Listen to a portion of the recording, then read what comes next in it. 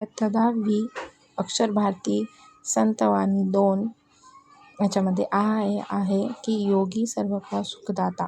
या अभंगाचे लेखक आहेत आपले संत एकनाथ. प्रस्तुत अभंगात एकनाथांनी इस अभंग में एकनाथ जी ने जो अपने कवि है ऐसा बोल सकते हैं हम उनको, ठीक है, संत कवि जिसको कहा जाता है संत एकनाथ. प्रस्तुत अभंगात योगी पुरुष आणि पाण्याची तुलना केली असून योगी पुरुष हा पाण्यापेक्षाही श्रेष्ठ आहे ही विविध दृष्टांतातून संत एकनाथ यांनी स्पष्ट केले.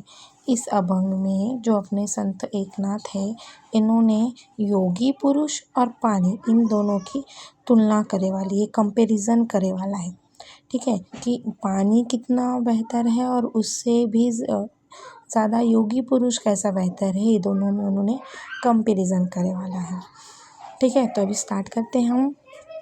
जेवी चंद्रकिरण चकोरांसी पांखोवा जेवी पिलियांसी जीवन जैसे का जीवांसी तेवी सर्वांसी मृदुत्व. ये भाषा दिखने में हार्ड दिख रही है बट इसका मतलब हम अगर शब्दों का समझ लेंगे तो यह इजी है, इतना भी कुछ हार्ड नहीं है. ओके.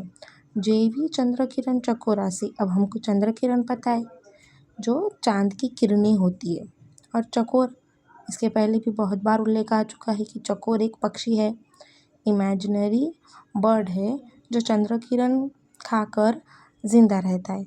तो जैसे चंद्रकिरण चकोर मतलब चकोर जो पक्षी है वो चंद्रकिरण खा के जिंदा रहता है.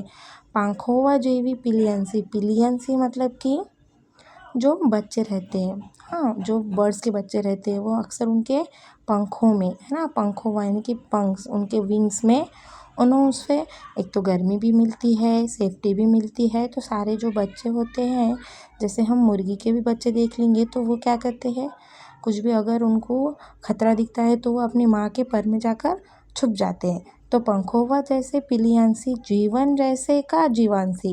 यहाँ पे जीवन पानी को कहा गया है, किसको, पानी को. और जीवांसी मतलब कि जो जिंदे हैं, जो जिंदे हैं उनको क्या चाहिए, आवश्यक होता है पानी, है ना, जिंदा रहने के लिए उनको पानी पीना ज़रूरी है. जैसे जीवन का जीवांसी मतलब कि जिस तरह से पानी जो जिंदा लोग हैं उनके लिए, जो मनुष्य है जो कि उनके लिए जितना आवश्यक है, तैवी सर्वांसी मृदुत्व.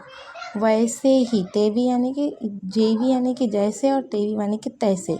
सर्वांसी मृदुत्व. अब यहाँ पे मृदुत्व यानी कि सॉफ्टनेस, कोमलता, उसकी सॉफ्टनेस किसकी, अपने योगी पुरुष की. जिस तरह से चकोर को चंद्र किरण चाहिए, बच्चों को पिलियांसी पंखोवा चाहिए, जिंदा रहने के लिए जीवन यानी पानी चाहिए, वैसे ही योगी पुरुष की मृदुत्व ही यानी कि सॉफ्टनेस भी चाहिए. जळ वरी वरी क्षाळी मळ. जळ वरी वरी क्षाळी मळ योगिता सहाय्य करी निर्मळ उदक सुखी करी एक वेळ योगी सर्वकाळ सुखदाता. मतलब जळ यानी कि पानी, पानी से क्या होता है, एक बार का मळ यानी कि मैल, डर्टीनेस, क्या होता है, वरी यानी कि ऊपर से वो साफ होगा, पानी से मैल जो है अपने शरीर का ऊपर से साफ होगा. योगी या सहबाह्य करी निर्मळ. पण योगी पुरुष क्या करता है कि सहबाह्य यानी अंदर से भी और बाहर से भी क्या करता है, निर्मळ करता है, क्लीन करता है. उदक सुरवी करे एक वेळ योगी सर्वकाळ सुखदाता. अब यहाँ पर उदक का मतलब होता है बच्चों कि पानी.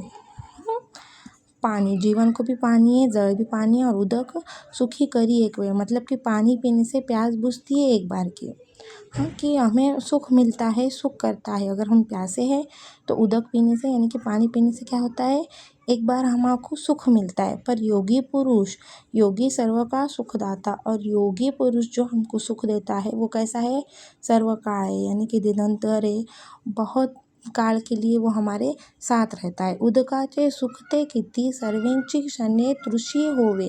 मतलब कि उदकांचे सुख यानी कि पानी का सुख क्या होता है कितने देर, मतलब एक बार पानी पिएंगे तो एक बार ही उसका सुख मिलेगा. अब एक बार पानी का घड़ी घड़ी सुख नहीं मिलेगा. पर सर्वेंची क्षणे तृषिते होती. आता सर्वेंची यानी कि मतलब सर्वेंची यानी कि लगेच यानी कि इमिडिएटली, यानी फास्ट में, अर्जेंट में, तृषित यानी कि तहानलेला, थर्स्टी यानी जो इंसान को प्यास लगे वाली है, जो प्यासा है, ठीक है। सर्वेक्षी शने यानी कि इमिडिएटली उसको वो प्यासे इंसान को प्यास उसकी बुझ जाती है। योगिया दे स्वानंद तृप्ति, स्वानंद तृप्ति योगिया दे यानी कि योगी पुरुष देता है स्वानंद तृप्ति यानी कि बहुत ज़्यादा परम सुख जिसको बोलेंगे, सुख के ऊपर कभी सुख जिसको बोलेंगे, सुखासी विकृति पय नाही, और उस सुख का क्या है, कोई भी साइड इफ़ेक्ट नहीं है, उसके लिए हमें कोई भी पैसे नहीं देने हैं।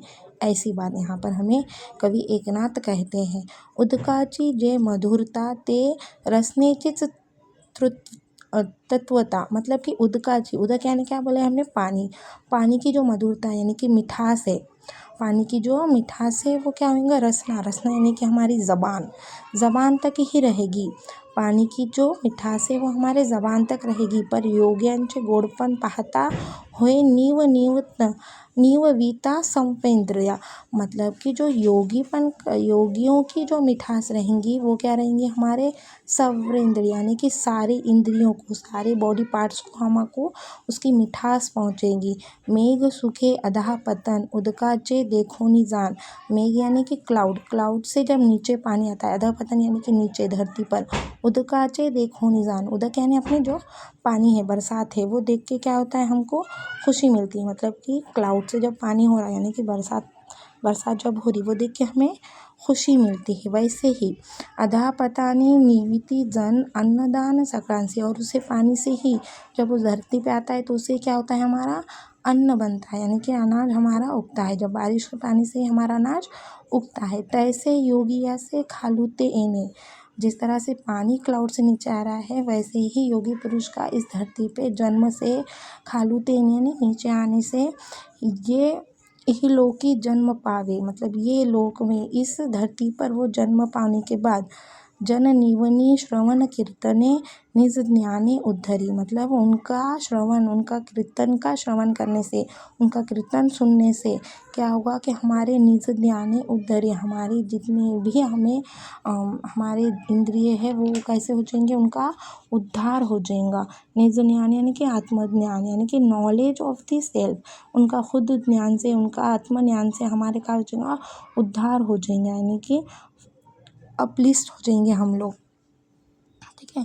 इस तरह से इस संतवाणी में योगी सर्वका सुखदाता में संत एकनाथ ने ये बोला है कि पानी की तो हमको ज़रूरत है ही, पर उसके साथ साथ हमें योगी पुरुष की भी ज़रूरत है। जिस तरह से पानी सिर्फ हमारे कुछ देर के लिए हमारे जीवन में मिठास लाएगा, और योगी पुरुष जो है हमेशा के लिए हमारी ज़िंदगी में मिठास लाएगा।